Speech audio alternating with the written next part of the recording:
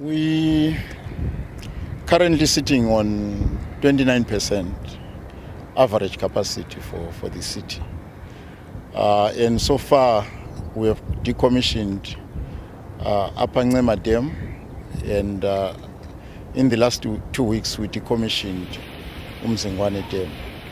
So out of the 6 operational dams, we now have only 4 dams supplying.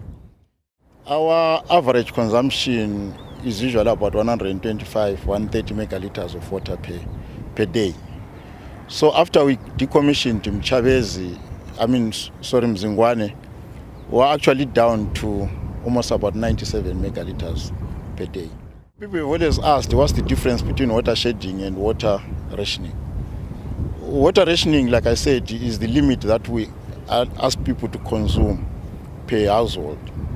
Currently, we're at 500 liters per day, which is equivalent to 2.5 drums for high-density households, then 750 liters per day for low-density households.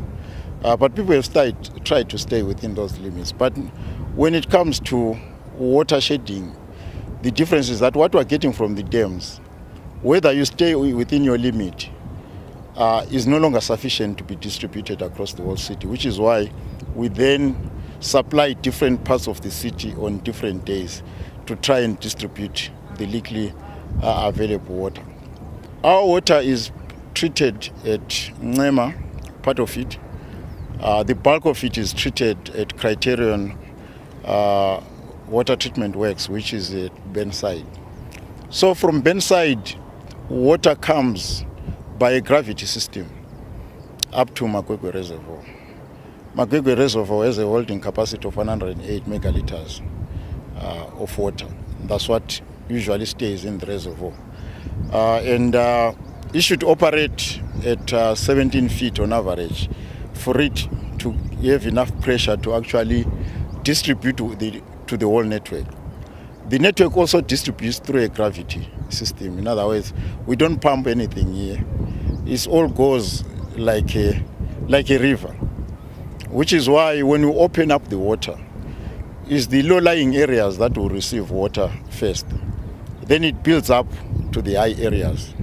High areas being part of this Magwegwe area, Ntumbane, Emakhandeni, when we look at where this reservoir distributes to. So when it's below a critical level, which is about 13 feet, it's no longer able to distribute to those areas like Makhandeni and Ntumbane.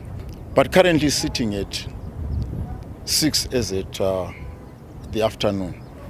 But as water comes from Magwegwe, from Criterion to Magwegwe, there are also offtakes from the line that comes here, which is Mkanini, Nketa, and Kulumani. So to balance here, we now then have to close those offtakes for Magwegwe Reservoir to pick up. Then when Magwegwe Reservoir is picked up, we then open the Nketa Mkanini area. But the challenge for now has been the consumption, that when you open, whatever is in the reservoir is just going. And we're asking people to conserve, be patient.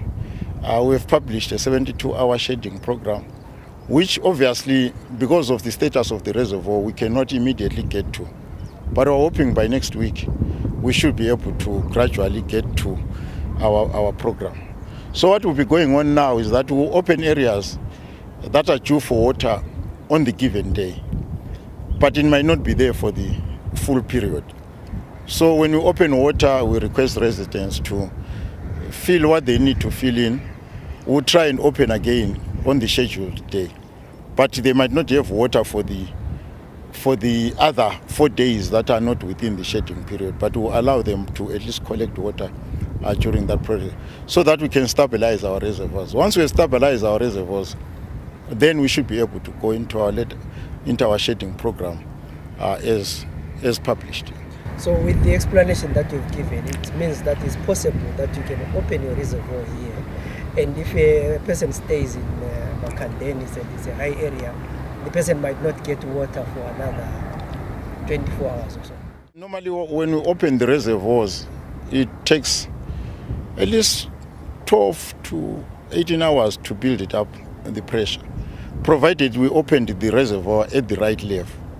But the challenge that we're having now is that when we opened the reservoir, there will still be maybe a 13. So immediately when you open it, it goes down those high areas, even if you keep the system on for more than 24 hours. Because the reservoir is low, water won't still get there.